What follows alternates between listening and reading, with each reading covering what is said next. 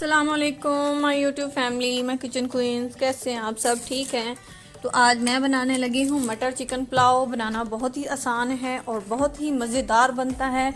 आपने इस रेसिपी को ऐसे ही फॉलो करना है जैसे जैसे मैं आपको बताऊँ, और आप कहेंगे कि वाह, आप खाने के बाद वाह ज़रूर करेंगे।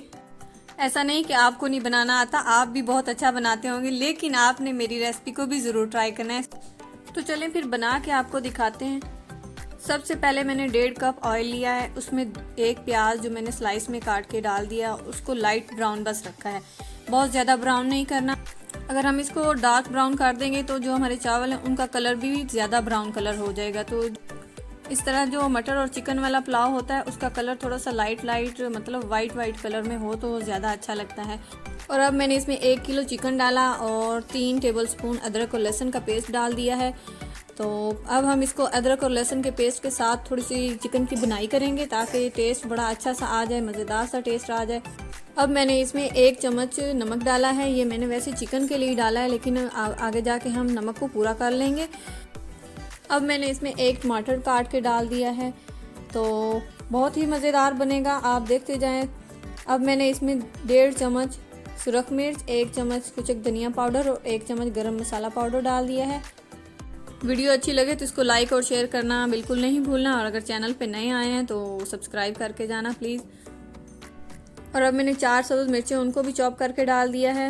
और इन तमाम मसालों में आपने चिकन की भुनाई अच्छी तरह से कर लेनी है, भुनाई पे आपने कंप्रोमाइज़ बिल्कुल नहीं करना। अब मैंने 1.5 कप मटर डाल दिए हैं। मटर आप ज़्यादा भी डाल सकते हैं, ऐसी कोई बात नहीं है।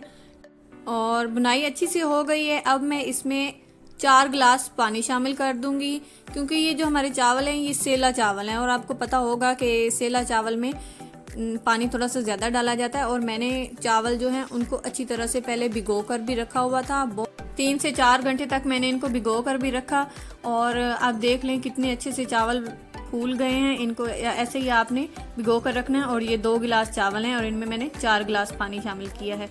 पानी को बॉयल आना शुरू हो गया तो अब मैं ये चावल इसके अंदर शामिल कर दूंगी।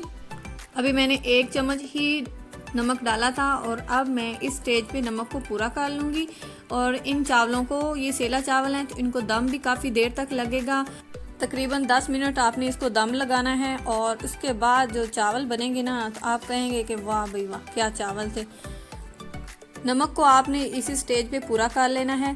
पहले मैंने 1 चम्मच ही नमक डाला हुआ था, और अब मैं इसमें 2 चम्मच नमक और डाल रही हूँ।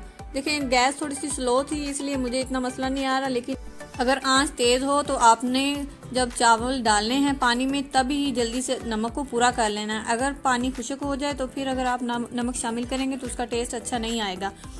तो पानी अच्छी तरह से खुश्क हो गया है। अब मैं इसको दम लगाऊंगी। दम लगाने से पहले कुछ सब्ज़ प्याज है, इसका टेस्ट मुझे बहुत ज़्यादा पसंद है, और अगर इसको इस स्टेज पे डालें ना तो चावलों का टेस्ट भी बहुत मज़े का आता है। अब इसको दम लगाने का टाइम आ गया है। इसको मैंने तकरीबन 10 मिनट दम लगाना है। ऊपर से कोई भी वज़नी चीज़ आप रख दें ताकि इसकी भाप जो है बाहर ना निकले। दम इसका बहुत अच्छे से लगाना है। जो मैंने इसके ऊपर कपड़ा करवाया ना, उसको भी मैंने गीला करके डाला है।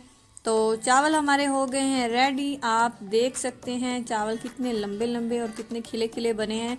आप भी इन चावलों को ऐसे बनाएं और ज़रूर मुझे बताएं, कमेंट बॉक्स में अपनी राय का इजहार ज़रूर करें। इस तरीके से बनाएं और इंजॉय करें। जब भी चावलों का दम उतारें तो एक दफ़ा उनको इस तरह उलट पुलट दें ताकि उनकी अच्छी तरह से भाप जो है निकल जाए। अगर इनको ऐसे ही पड़ा रहने देंगे ना, तो अगर ये खिले खिले बने तो फिर भी इन्होंने जुड़ जाना है, क्योंकि वो भाप इसके अंदर है, तो इनका पकने का अमल जो है वो जारी रहता है। आपने इस तरह से तमाम चावलों को साइडों से पलट के इनकी भाप निकाल देनी है। तो उसके बाद आपने चावल सर्व करने हैं, किसी प्लेट में या डिश में निकालने हैं, तो आपके चावल खिले खिले रहेंगे। तो अब मैं इसको आपको डिश आउट करके दिखाती हूँ। साथ में मैंने रायता बनाया हुआ है, बहुत ही मज़ेदार ये पुलाव बना था।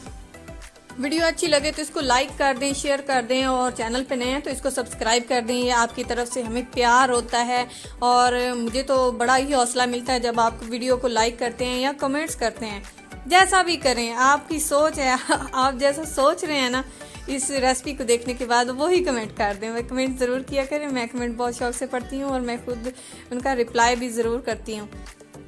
और अगर आपने मुझे टिकटॉक, फेसबुक और इंस्टाग्राम पर भी फॉलो नहीं किया ना, तो क्यों नहीं किया, ज़रा बताएं ना।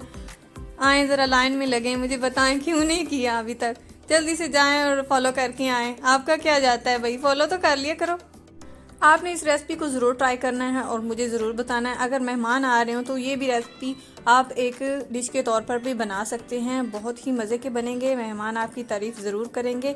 और अगर वो पूछें कि आपने कैसे बनाए, तो आपने मेरा नाम ज़रूर लेना है, मेरा बताना है कि हमने उनसे सीखा है।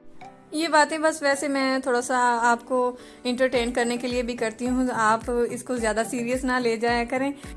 मेरी अगली वीडियो के आने तक मेरी तरफ से सब देखने वालों को अल्लाह हाफिज़।